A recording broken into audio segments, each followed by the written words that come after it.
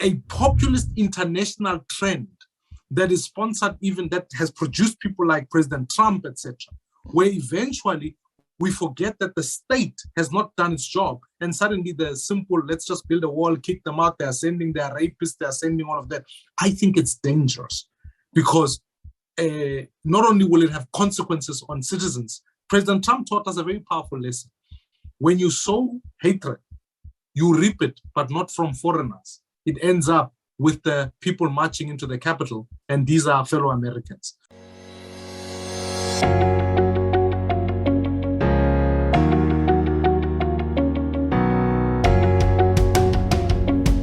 Hello there, my name is Soli Moeng. Welcome again to the #1 media company, WorldView.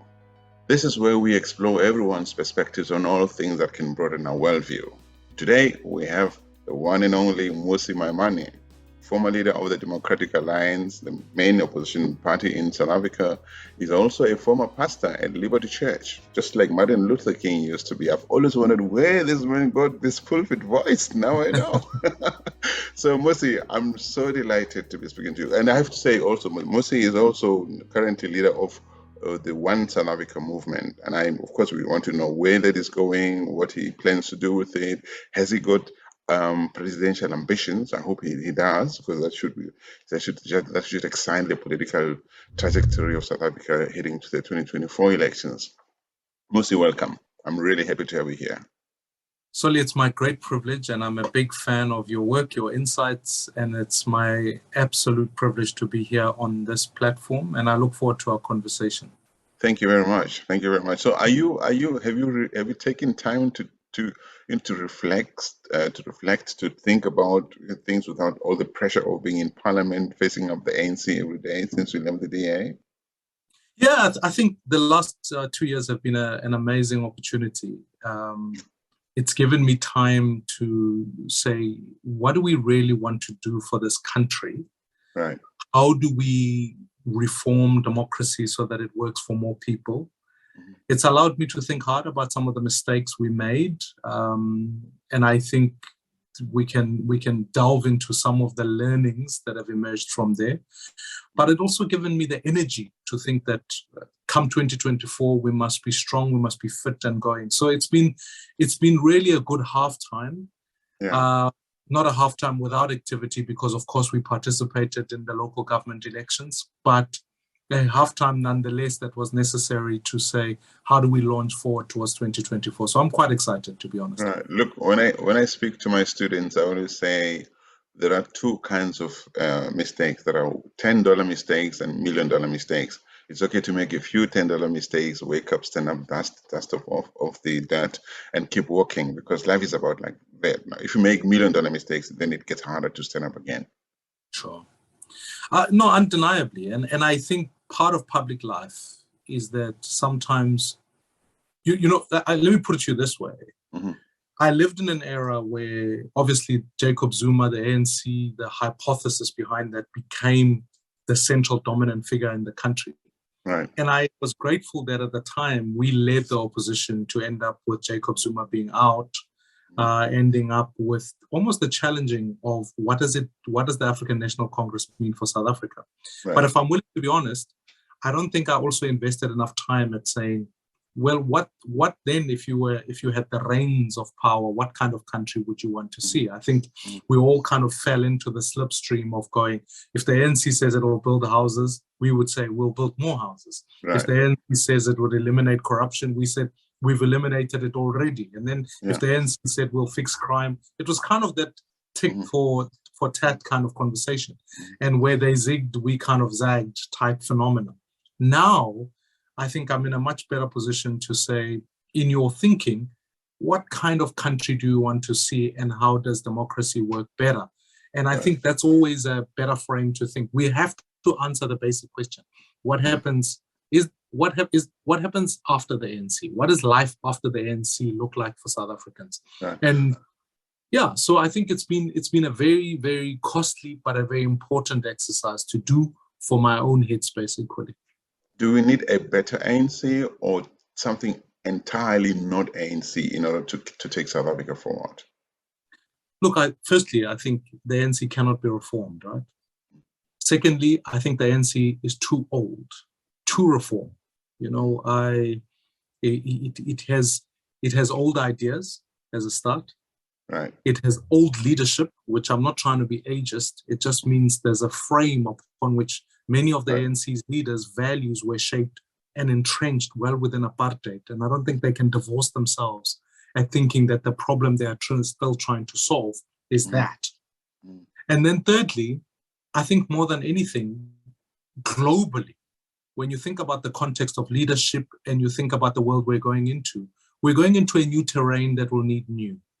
You can't, even definitions that you used to accept as common cause, a definition around the sovereignty of a country around its own fiscus, is not a concept you can easily accept anymore, because frankly, when you talk cryptocurrency and currencies of the future, well, they are borderless in some ways because they are online. So we must respond to that question. We must respond to it from a tax point of view.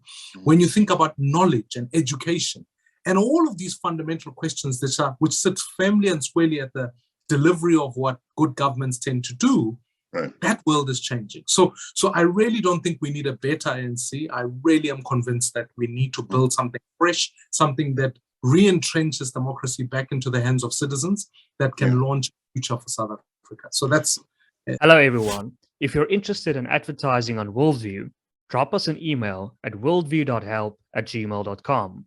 We will send you an advertisement guide, which will include the rates and the process involved. A typical shout out for your company or project will be between 45 and 60 seconds.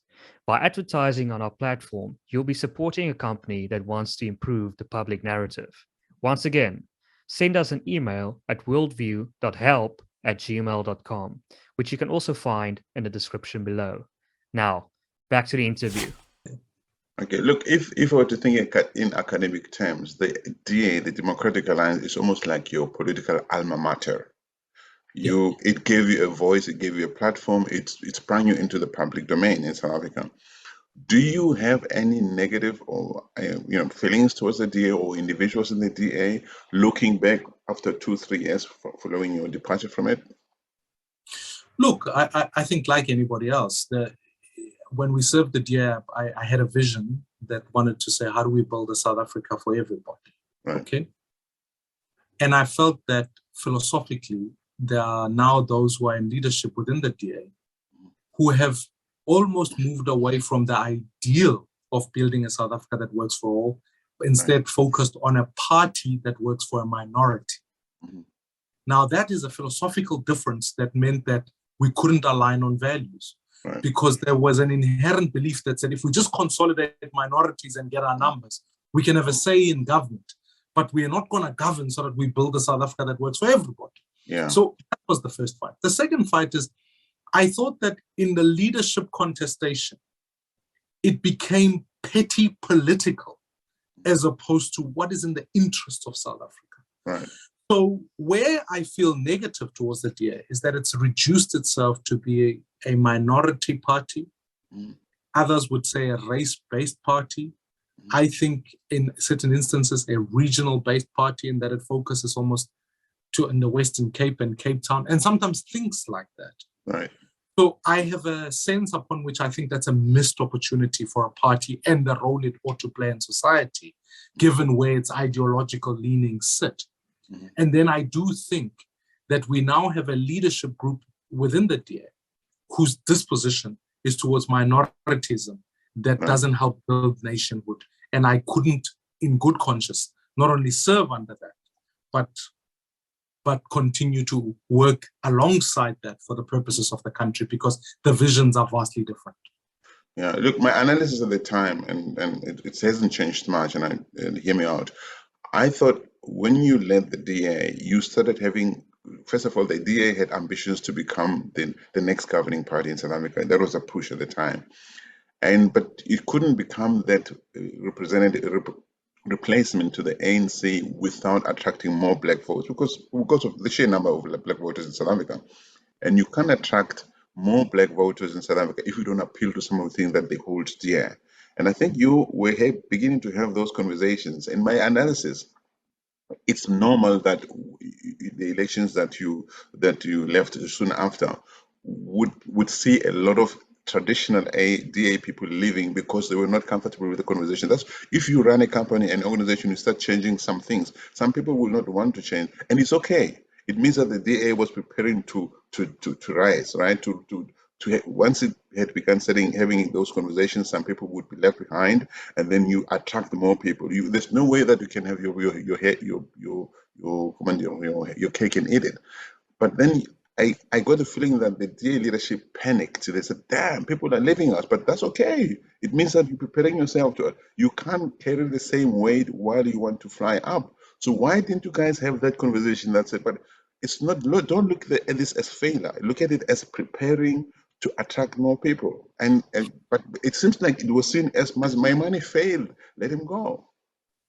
I think that's where my disappointment, bitterness, and actually, frankly, unacceptance of some of the leadership that is in place now is that whilst there was an honest reflection at saying there were certain South Africans who were supporters of the DA who actually had greater leanings towards the Freedom Front Plus, if you reflect on the question properly, would not be able to be part of an organization that espoused a broader multiracial organization.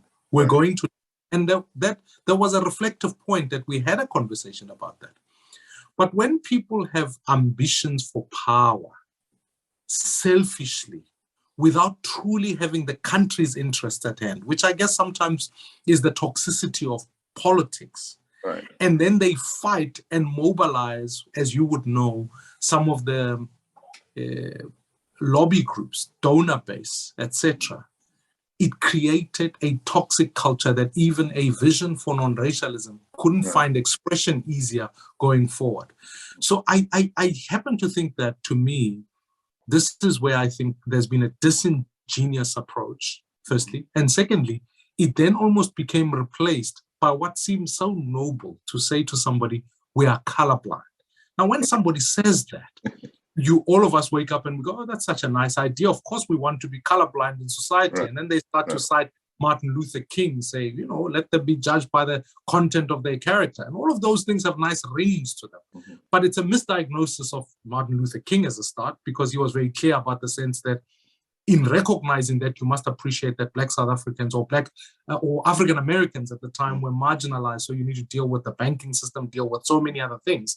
And it is true here in South Africa that my recognition of race isn't the immediate positioning of racism, but it's an immediate acknowledgement of the past injustice that then says, if you offer leadership in this country, you need to address those injustices so that we build a nation that can truly be in the sense of economic color blindness, where opportunities are available for all citizens, regardless of the color of their skins.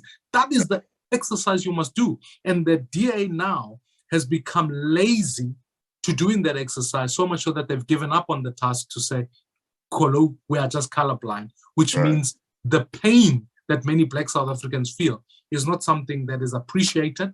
That's why even still today, the proof point to this very argument is the fact that the DA will celebrate probably just post a decade or maybe 2 decades of being the government of the Western Cape. Yet many Black South Africans in the Western Cape would not feel that they can vote for the DA in the numbers that they have, regardless of the concept of good governance in that sense, because dignity to a human being is paramount. And that dignity sometimes is linked to I'm a proud Black South African, and that dignity must be preserved.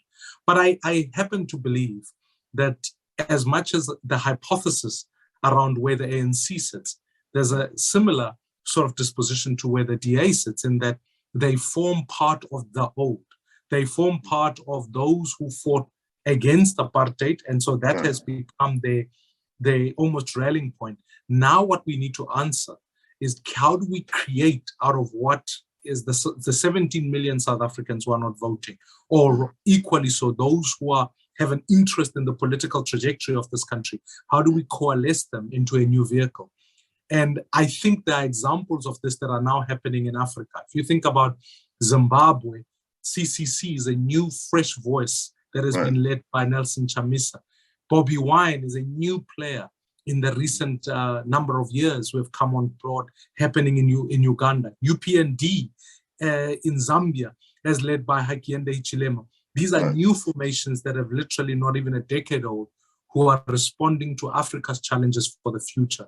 And I think, to me, that's the optimism. And I would put the DA, if you like, in the same mold now as I see some of what the ANC's problems are, which are problems of just aging infrastructure, aging thinking, and a failure to reform. So you have, since you started One South Africa, two questions for you. One, do you have personal political presidential ambitions for 2024? Secondly, who's giving you the funding to do all this? So on the first is, let me put a caveat to rallying independents. I've actually also gone ahead and said, let's rally communities. The number one reason, in some ways, I left Parliament, let's not talk about the DA, Parliament itself, is because I told President Ramaphosa that democracy is disengaged from ordinary people. It's become an elite sport. And when there are people protesting outside, as the time it was a gender-based violence protest, they felt that their interests were no longer being the subjects of debate inside that Parliament. And in truth, in all the years I was in Parliament, I thought the unemployed were never discussed. I thought community development was never discussed. But issues of the elite were common cause. You know, so that was the first dilemma. The second is, as I've been going around in various communities, we are identifying new leadership that comes from communities, which I think is a powerful tool of democracy, because now you can introduce new players. So let me take someone like Ken Clark, the leader of the independents in the Eastern Cape, was a business person who ran Twiza, a 2 billion rands company, and we could introduce him into the political world, help him with that. And they ran an incredible campaign. The mayor of Cedarburg, who we worked with, was a farmer, Reuben Richards, who now is standing up and now is the mayor of a town because he's coming back with that experience. So my point at the end of the day is that as I've gone around communities, we've now built a grassroots infrastructure where citizens are saying, let's take back the power. So that's what One South Africa has been set out to do. Now, to the second question, which is, what does it mean for 2024? No, okay, yeah, go ahead. When we talk about my own personal ambition, of course, my view is I want to serve this country in a leadership role. And we've now been able to build the grassroots formation. We've been able to build communities, because at the end of the day, what is the purpose of occupying a position if you are unclear in your head to whom it must serve? And I would argue that is, in some ways, part of the dilemma we face with the current leadership. Who's funding you? On the funding score, we literally have gone to ordinary people across the country, have brought in money. We've got some business people who have made contributions, but there are not many. And we've wanted to consciously be clear that communities be at the forefront of the funding mechanism. Okay, that's good enough. So, Mmusi, many people seem to agree that there's going to emerge a big or broad coalition post-2024. Are there political formations that you would be happily hold hands with? And which ones are those? Are there ones that you would say definitely not? And which ones are those? Look, I think a centrist view is the line that we coalesce around, which means we need, no economy is not mixed. I think it's naive to say all economies are either one way or another. We're building from an economic vision, we need a centrist view. From a social values point of view, we need parties that uphold a sense of Ubuntu. I would not coalesce with parties that want to advance racial polarization. So the EFF is out. You know, so that kind of rhetoric is kind of something that I could not work with. And I'm very loath at this point in time to rule out, to start to point out who and what. I'd rather say, let's shape the values and let people who subscribe to those values come on board. Because here's the big thing, Soli, and I don't want to be political and say, oh, but you're evading the question. That's not what I'm trying to do. What I'm really conscious of is that there are new ones also being started today. Right. So the picture in 2024 is going to be a number, not only of independents, but also political formation who come on board. The only question we must answer is how do we get over 50%, and how do we ensure? So now to the ANC question, because often that becomes the big drill. No one knows what is going to happen to the ANC's conference. Now, if the ANC were to split and a moderate group of citizens would emerge out of it, who would say we want to advance a clean government, a capable state, an economy that works for everybody, an education system that empowers citizens, and the upholding of the law and order, then I'm not dismissive of that group of people being able to coalesce as part of the future. Maybe they'd call themselves something else, not the ANC, maybe. Yeah, correct. And the ANC as it stands now, in truth, is in fact much more of a mafia state capturing machine than it is in fact a governing party with a vision for the future. So frankly, I would argue the case that let's reform our politics and build something fresh, and that might have new players coming on board. What about the Action SA? What's your view on working with Action SA? Again, my sense is I'm unclear really about where their stance on economic issues are, etc. I'm unclear and I'm uncomfortable and actually very not persuaded by their convenient line around how do you manage immigration. I think it's a dangerous posture. I think that,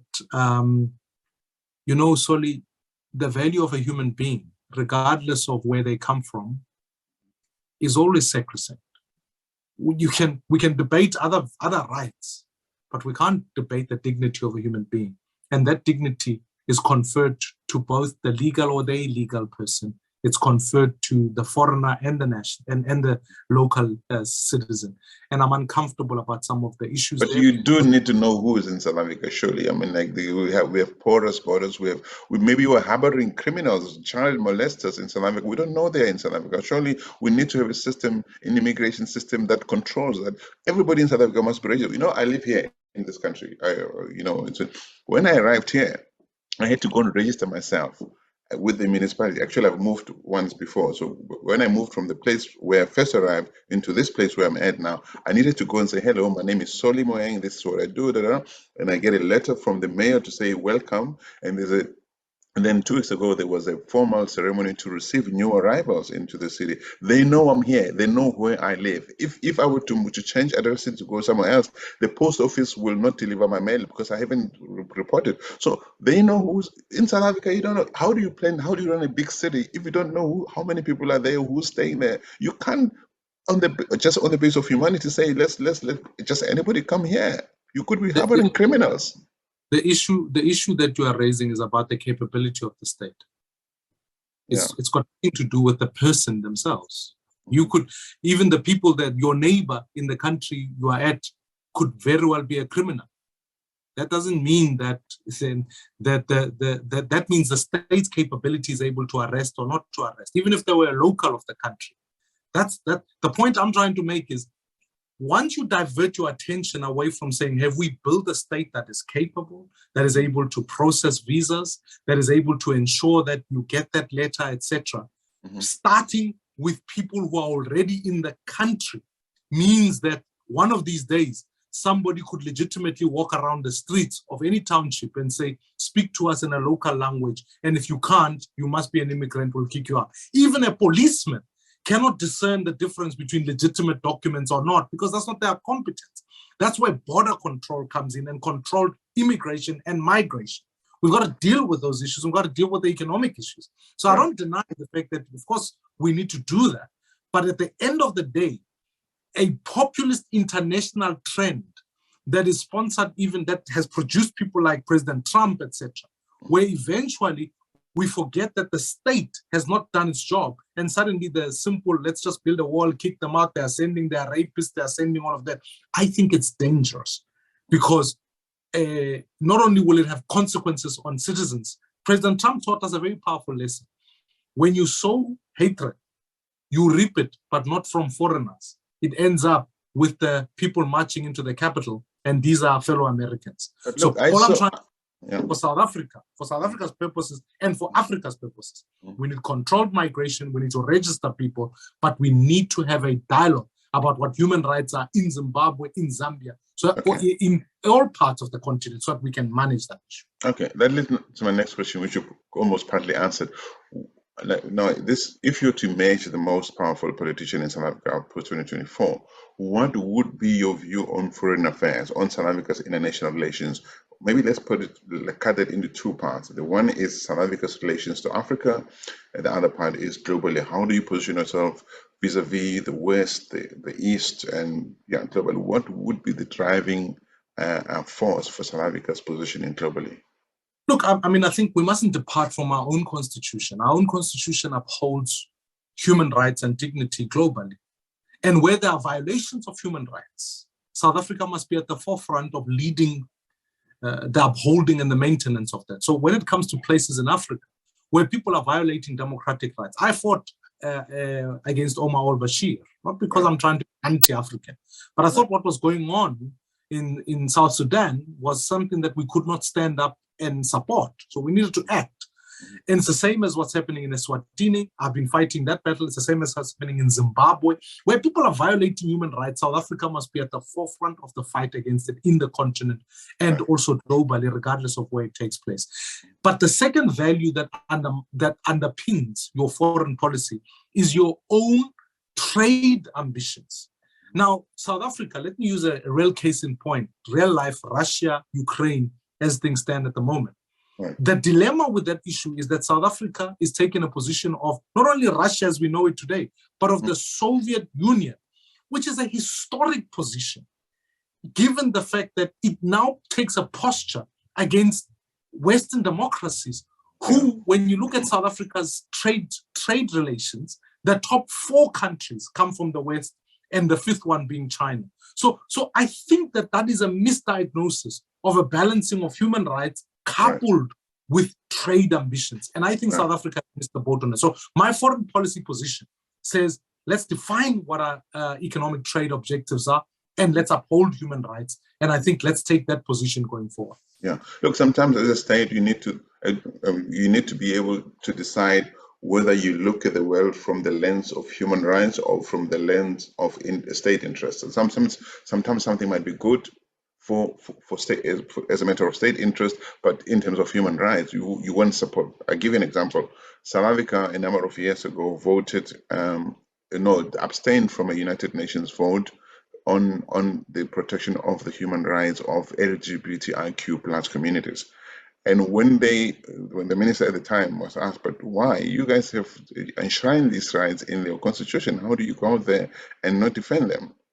Her response was, well, we as South Africa, we don't want to be seen to be walking too far ahead of our African peers. I personally thought it was nonsense. What do you think? I mean, should we walk on rights simply because African peers don't want to respect those rights? I think it's a dangerous position, because not only what are you saying about your own constitution when your own constitution can be undermined in that sense. And secondly, I think that we've failed leadership in Africa. South Africa is a large economy. It has massive infrastructure and interests in the continent. We must lead. But we've relegated. The ANC's part of its failures has been that its foreign policy positions exist as the economists defined it, as though the Berlin Wall is still up. They are so archaic that they fail to see how do we advance rights and how do we lead through those rights. Because at the end of the day, it's in that same name that we've protected and watched. Today is Africa Day. The role of the African Union has been silent when atrocities have been occurring democratically in the interest of brotherhood. When elections are being rigged, South Africa says, well, we respect the sovereignty of that country. I go, what country worth its salt fails to lead when it's called upon to do so? So I just think we need to consider strongly South Africa's leadership role in the continent, because if we fail that exercise, it will be surrendered to others. And I already am seeing now countries like Kenya, countries like Ethiopia, countries who are already starting to become attractive to the global community because they are very much in the interests of economic trade plus the upholding of human rights. Thank you. Now let's come back home. BEE, what is your view on, let me put it this way, race-based policies in South Africa? Well, I think equity and equity participation is important. Now, I use those terms not because I think what does it mean? Can you define equity participation? Yeah, I'll define it. B and BEE as a policy has been, in some ways, it's gone through multiple iterations. Now it's at a point where I think there's some elements of abuse coming out of it. So we need to write. Right. Let's recognize a few things. The first is South Africa's history is such that Black South Africans have been left out of economic participation, educational outcomes, etc. What are we trying to fix for? We're trying to fix for a country that ultimately is inclusive of all races and can prosper together, which means that we have to invest in equity positions that allow for those who are left out to be included. And I would argue this case. So let's take education, because often we think of BEE only in economic terms. Let's think about education.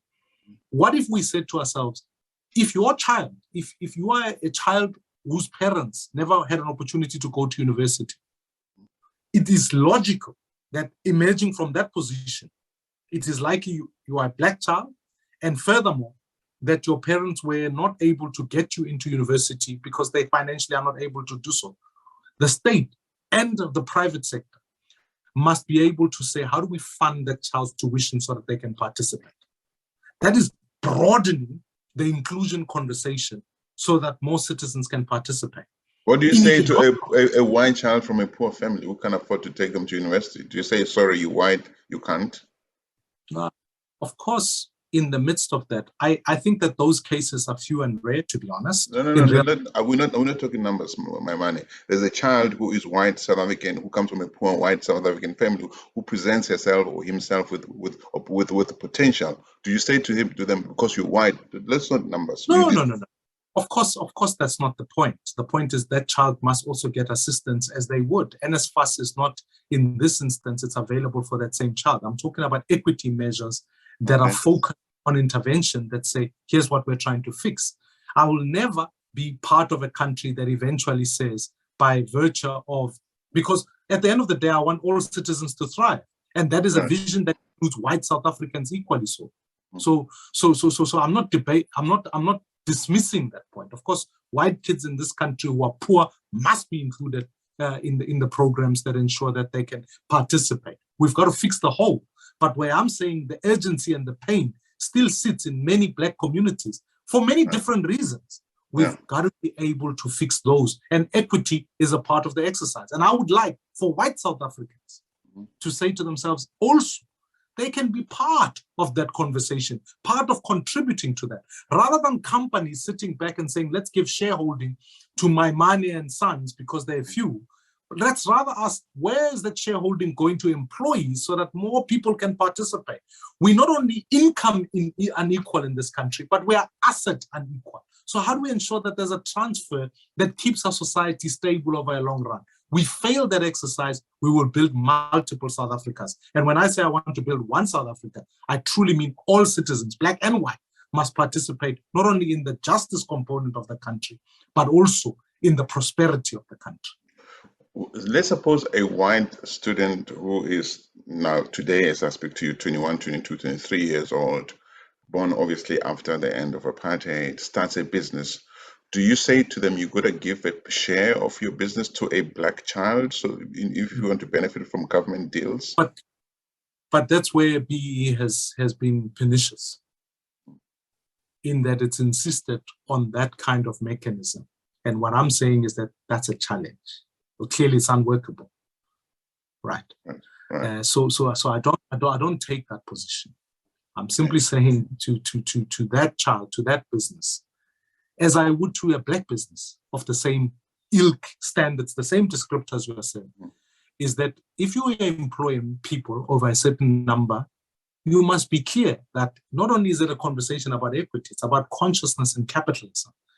That where are your ESGs? What is your contribution to society broadly? Okay. That would be a conversation for everybody. Right. That's fair enough. Let's talk about education, Mmusi. We know that our education system has gone through hills and valleys, and I don't know where it's at now. Now there are rumors of the minister questioning the positioning of science and mathematics, the pass rate. What would you change if you were president of South Africa in terms of our education system? Are you happy with the Well, pass rate, for instance, where it's at? it's woeful. It is one of the failures of this government that doesn't get highlighted enough, but it is probably, in my humble opinion, a greater steer than what state capture would look like. I'll say that categorically, because I think they are really stealing from the future of this country. That's my view of this education system. A couple of things that are crucial. The first is that at ECD centers, which is where kids start education, we've failed woefully in that actually many of our kids, once they hit the age of 10, cannot read for meaning. So what I would do is reallocate budgetary resources, increases them from the current 2 billion rands to just well over at least 200 billion rands, to ensure that we can raise the quality of early childhood development. Because if we fail at that, we fail at the foundations of the future. I would narrow curriculum so that it really has a higher emphasis on STEM subjects. And then at the secondary level, I would increase the pass rate, the rate to pass a subject from 30% progressively year on year to well over 50% to 50%, because I can't prove competence at 30%. And that's what the government says. It says, if you are a subject, you do it at 30%, you are competent. You can't. I would never go to a doctor who understands biology at 30%. It'd be madness. So how do I increase the pass rate towards that? And then ultimately at higher schools, I'd also the mechanism of assessment, which is how do we introduce things like internships and focused skills-based learning. I would really put an emphasis on. The last thing I'd say is this, is that I want to add an additional year post-school that says that for all children, they can be able to qualify for 6-month internship and 6 months practical learning. Because what that does is that it lets learners not only share values in society, but be able to participate in sectors they wouldn't. That is also a fundamental part of the education system that we've got to reform. Yeah. Look, we underestimate the capacity of human beings by the way we're doing things the ANC way in South Africa. During apartheid, we needed 51% to pass. Where I teach now, you need 70% to pass. You know, people can do things if you give them the challenge and the resources to do what they need. In South Africa, there's also a cry for, especially people in rural areas, children in impoverished areas, and who, for instance, we have girls who don't have access to sanitary pads, and the impact of that on their ability to stay at school throughout the year, and obviously on the results at the end of the year. How do we solve that? Sure, and I mean, in part, this is where we need strong public and private partnerships. In the regard that I actually think that the Ministry of Social Development is a complete joke, in that it has failed in its mandate precisely for those issues. So to our earlier conversations about equity and participation and all of that, imagine if you said to a company of those same young people you were talking about, that part of your contribution to society, whatever we call it, ESG, whatever we look at, or social impact, you must be able to adopt the following schools in your community and make sure no child doesn't go to school because they don't have sanitary towels, and government will match you rand for rand. One of the things I've wanted to do is to create a justice, I call it a Jobs and Justice Fund. That's a national fund that companies can contribute towards. You use that not only for interventions and funding new startups that are coming up so that we can increase economic participation, but you use that equally so to deal with some of the social challenges that we face, such as ensuring that sanitary towels are included, because that speaks to the question of dignity. But who would manage that fund? Government? I would create, no. It would be a partnership of board members. I would want, in the same way, in some ways, I guess some of what the Solidarity Fund's management practices have come on board, and that you attract directorships from the private sector, you mix them with the public sector interest, and as the president, you can hold a deciding vote as to how it goes, but you must make sure that that board is capacitated with people from the private sector, not only to increase trust, but to ensure that it's effective in what it does in partnership with government. And I saw this in Colombia, they started doing this, and I'm seeing it in various countries that are of a similar size to us as to how they respond to these, to some of these. But, you know, Maimane, I think we tend to overrate the private sector. And I'm not saying there's no value in the private sector. If you look at state capture and much of corruption that happens in South Africa, there are private sector players. The banks in South Africa have not told us why they've allowed Zupta monies to go through them. The audit firms, the accounting industry in South Africa has played they looked away when they could have said, wait a minute, let's raise a red flag here. So my view is that where you have human beings, you need strong checks and balances, irrespective of whether you're private sector or, because people in the private sector like to point fingers at government. I was in South Africa a few weeks ago, in April. I got robbed. People with guns and knives took my bike. And I got to learn that there are companies like bicycle shops or currency converters, and those people. So there's a whole black market of private business who are involved in facilitating, in enabling crime. All these cables that get stolen from our infrastructure, from Eskom infrastructure, some of them end up in being sold by small businesses. So there's a lot of work to be done in South Africa, and we cannot trust people because they're just from the private sector. No. That's why when even the composition of the board, I wanted to strike a balance between public and private, with the presidency having a deciding vote. But I think you make a very important point. Of course, it's not the glorification of the private sector almost exclusively for the reasons you've highlighted. But again, all citizens are private citizens. And what I think has been one of the things that have been ignored in this country is that state capture was the hollowing out of government, right, so that the capability of the state to prosecute, to arrest, to make sure the people who stole your bike can end up in prison and that we can follow them. That's all been eroded. And the project, even post the so-called state capture years, because I actually don't think there's a post-state capture. The ANC's actual function was to capture the state. They stated in their National Democratic Revolution. All that happens is that once you've captured the state in that way, you move on to the judiciary, etc. And then all the criminals need to do, who are private citizens, come in and capture a few individuals, and then tenders are being funneled out. The question we must ask is, how do we recapacitate the rebuilding of the state? It's not even the bureaucrats in this instance. It's just the state's leadership. So frankly, when you think about issues of crime, you have to then say to yourself, why is it that the conviction rate around murder is so low in this country, right? When you come to other agencies, if you and I, to our earlier immigration conversation, we're trying to get an ID from the Home Affairs, that's 2 days. You have to spend a line there. That's economic participation that you are taking out. So the capability of the state to prosecute, to create a criminal justice system must be rebuilt. Because if we fail to do that, then I think it becomes just money lying around for anyone to take. Yeah, so it's not just a matter of replacing Sori with my money. It's a matter of looking at the checks, the systems as well. How did we believe that we have all these awesome democratic institutions in South Africa, and then it took just a matter of putting the wrong people at the heads of those institutions for them to be corrupted and weakened as they are? It means that it's not just a matter of the person that you place at the top, it's the ability of the person by the systems in place to do things that they shouldn't be doing. And that's where, at the starting point, when we ask citizens to go vote, we mustn't say to them, go give the person a mandate. We must also say to them, also build a capability to give a check to that mandate. Right. So that's the relationship of democracy. I vote for you, but I'm also coming to check. So, for example, citizens in this country have no mechanisms to recall a member of parliament who's not doing their job. It's nonsense. So if we're going to have an electoral reform program, it is to build the check and balance, so that if Charlotte Maxeke Hospital, I always use this example, burnt down a year or two ago. The hospital is now over capacity. But who is the individual accountable for that? And can citizens who live in Johannesburg be able to come back and say, we want to recall? That's why I've been fighting for electoral reform. Not so that independents can participate, but so that accountability can be brought back to citizens. That's on one score. But on the second score, how do we build the capability of the state by appointing people to the state who are competent?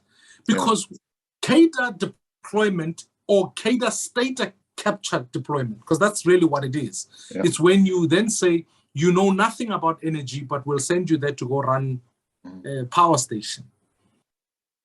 It's your turn to eat. That's what it is. It's your turn to eat. Yeah. Creates environments upon which incompetence breeds corruption. And I think sometimes we don't talk enough about the competence of people we've got. There are some incredible bureaucrats that I'm a big champion of. I support. I want them to work well. But in truth, they end up with leadership that is weak, that has been sent to do a different job. And like anybody, if people don't leave jobs, they leave managers. So what's been happening is that there's been a mass immigration or exiting out of the public service by very competent people, that even when you run accounting firms or the auditor general or the very checks and balances that we put in the state, it is staffed by people who are weak. Let me say just this last thing, and I know I want to highlight this point. When Thuli Madonsela took over as a public project, as she started to demonstrate the competence of her work, her reflection on the issue was that actually she was inundated by professionals who now wanted to work in public prosecution in that sense. Now, so I don't want to be dismissive of this point, that when you send and you appoint the right people to institutions, because their leadership is so strong in those institutions, they attract strong people also, because there's a dignity in working for a place and you can serve and the most competent come in.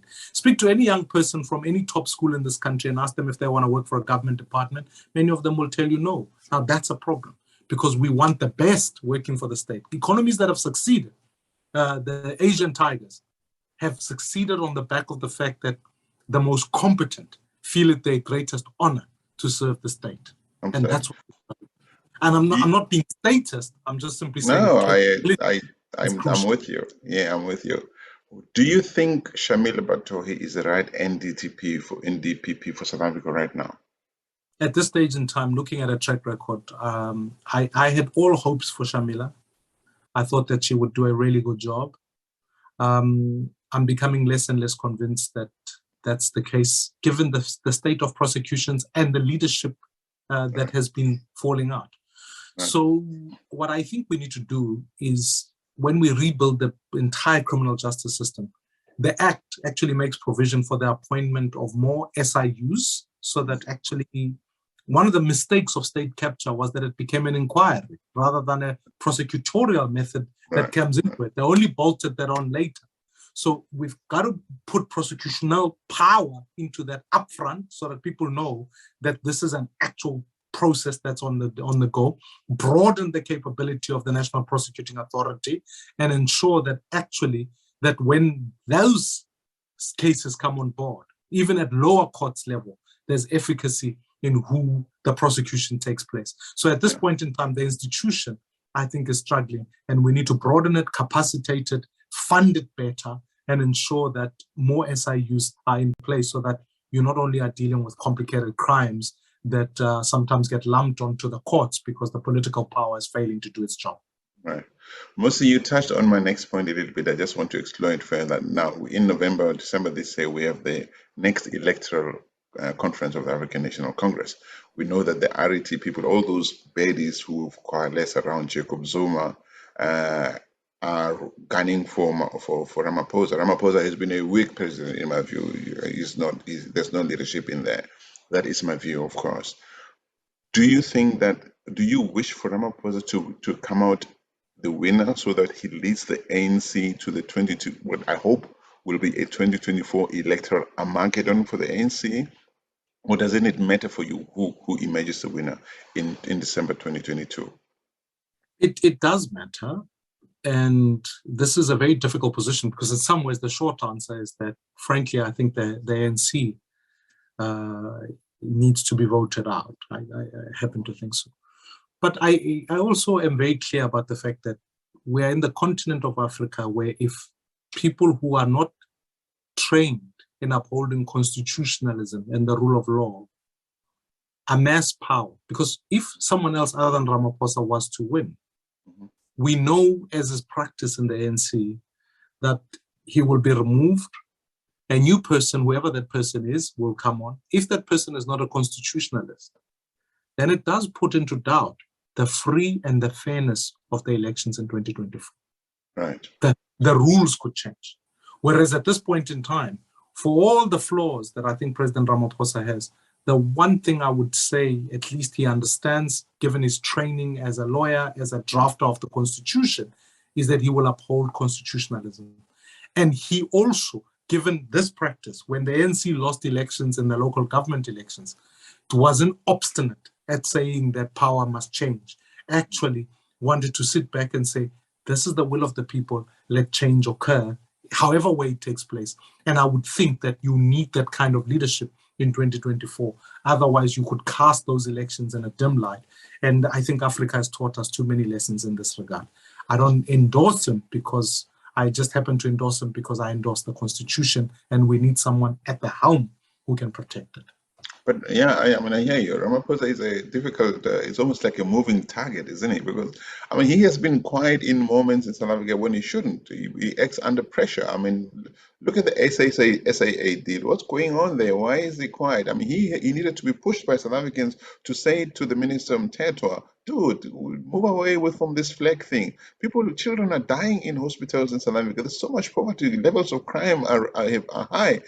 People are in pain in South Africa, and we have a governing or misgoverning, I call it, African National Congress that thinks it's okay to give money to keep giving more 350 million rands to Cuba.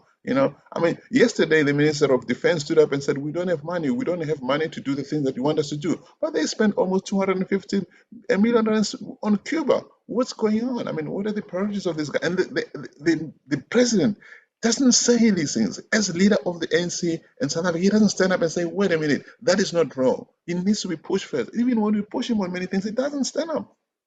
Totally. And I think the origin of the problem, as you've described it, is that, frankly, and I raised it earlier as we were speaking, is to say, you best know when you occupy the highest office in the land what you want to do with that office. Right. Because if you are unclear about what you want to do, then we must all concede all you want is the title, not the job. And because he's got the title and unclear about the job, things like flags happen and they seem to be okay because it's unclear. Well, is it a priority? Is it not a priority? If you said to me, I've got 5 priorities. I've got to fix education. I've got to fix the economy. I've got to build the capability of the state, make sure citizens are safe, and fix the healthcare. Those are my 5 priorities. If you then walk into office and say, I'm going to fix those things, anybody who acts against the interest of those 5 things must be chopped off, in my view. You can't have, so the 22 million rand flag is a contradiction to those 5 priorities that we shouldn't have Natim Mtetwa. Natim Mtetwa, in my humble opinion, including that cabinet, really, he had failed at police when he was the Minister of Police and Marikana was operating. And now he's doing the same at arts and culture. What's so sacred about him? Kick him off.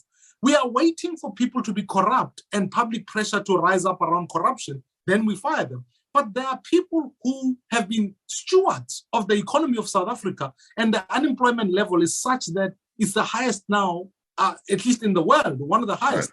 Right. And we sit back and we say those people can keep their jobs. Frankly, it's because we have a leadership that is unclear about its priorities. The ANC has a vision for yesterday, not a vision for tomorrow. And naturally, because as a country, President Kgalema Motlanthe has said it, we are on autopilot, and it doesn't matter who occupies the highest office in the ANC. They seem to allow things to carry on because they are unclear about what their priorities are themselves. But Mmusi, you opening an honestness here by citing Motlanthe. Motlanthe is the man who was sent to prepare the road for Zuma. He is the man who fired a respected NDPP advocate, Mmusi Maimane. He gave him an option after Mbeki had suspended him. He said, dude, I'm happy to give you a job provided you don't touch Zuma. Because he said, no, you can't ask, I have to act without fear, favor, prejudice or favor. And then Motlanthe said, well, sir, goodbye. He kicked him out. Motlanthe is the same man who oversaw the undoing of the Scorpios. I'm tired of all these old ANC people who were there, who enabled wrong things to happen against the interests of South Africa and who come up in their retirement as sages, who have the answers to our questions, to the problems that we have. Motlanthe is not a response. Even Mbeki is not an answer to South Africa. Nobody from the ANC is an answer to South Africa. We need to move away from thinking that all the problems from South Africa will have solutions coming from ANC people, whether they're alive or they're dead. I only cite them because in many ways, they are in the belly of the beast of the ANC. As for the purpose of the country, I've been unambiguous here. I really am not convinced. The ANC is done. It doesn't exist, actually. In truth, if you were to say, where are the branches of the ANC? Go to any community. They are not there. When you say, what's the plan? I've been reading through some of the economic policy documents. They don't have a plan. They don't have priorities. So to me, the only day anyone is ever going to get arrested in this country, where this country will begin to prosper, is when we truly live in a post-ANC, post-liberation era politique. Because I happen to also think that part of the dilemma is that when I look at some of the opposition, I'm not convinced often that they are that dissimilar to the ANC. Yeah. And so that poses a threat where you could change the colors that sit in government, but change very little. So when I raise this issue about newness and freshness that must come on, it requires citizens. The new coalition is not going to be just party coalition. It must also be citizen coalition, a bit like the UDF. Right. Because in truth, if you don't do that, you could just end up with a state capture of a different kind. No. What we need is also to invite civic society, invite people in the private sector. Why is it? And I don't think, there are many examples I could cite who sit in civic society who you could bring on to say, I actually think this person would make a far better Minister of Justice because they'd served in the bench and they're not political attachés. They must rather come and serve as the Minister of Justice. Why can't you do that? Yeah, I suppose. So we need co-governance. Yeah, I hope that part of the reform that you're talking about is ensuring that we don't have a system where a president reports first to a political party, which is what it is now. I mean, Ramaphosa and all the other presidents we've had are deployees of a political party. And you spoke to this, all the people that we call public representatives are not really public representatives, they are party representatives. When the party says you're going to say to defend Zuma, irrespective of the crimes he's committed against South Africa, they defend Zuma. And when we talk about electoral reform, is to address that. I long for a country one day where we can, in fact, directly elect the president. Yeah. Because then in that instance, that president knows undeniably, not that it's a panacea for all problems, but that president knows that their first constituents are the people before it is their party. Because in truth, one of my frustrations with Parliament, what has Parliament done in the last 2 years? In the midst of COVID, it has overseen and allowed an executive to use the Disaster Management Act, not only to advance laws that citizens don't always agree on, but furthermore, to be able to loot funds, and Parliament has done nothing. Yeah, that's fair. So South Africa clearly needs to be liberated again, this time from the African National Congress. Mmusi, last question to you. Is there a question that you hoped I would ask you when you came here and that I haven't asked you? It's something that you want to say. What is your last message? I think my message is, when I think about South Africa, I think we don't talk enough about our economic woes, and we don't talk enough about our intra-Africa relations. Right. We suffer from what Noam Chomsky puts to say we have debates that are vigorous about certain things, but we ignore some of the systemic issues that are occurring. Yeah. I would hope that actually the conversation we can have is how do we fix our economy? How do we make sure that economy works for more, not only from a redress point of view, but also from a growth point of view? What are some of the future issues that South Africa must be confronting in terms of cybersecurity, in terms of even issues around climate change? How do we have those conversations? Because what we are contesting for here, at some level, is the removal of the ANC, but at another greater level is the future of South Africa. And if we can't be clear about that, we won't be clear on the continent. And so when you say we must be re-liberated again, part of it is also refinding ourselves again, because we've lost our values. Now I speak genuinely, not only from a pulpit preachy point of view, but we've normalized things that are foreign to me at times. We are seeing the social issues in communities, they are breaking down. So, when I think about, so it might not be seen to be linked to education. But for example, more than half the children who are born in this country are registered to single mothers. That's not a policy issue, that's just a values issue. Now, it might sound preachy, but I can assure you that child's prospects in the schooling system are already hampered. And I think to us, we've got to get back to not only a self-discovery of what it means to be truly an African in this continent, as a global citizen, and furthermore to say, we have a vision for our economy that works for everybody. Okay, I do have a last question for you. You prompted it, preachiness. I know that you're a man of the cloth, or at least you used to be. South Africa is a secular democracy. Do you think religion should play a role in the state, or it should be kept in the private homes and decisions of individuals?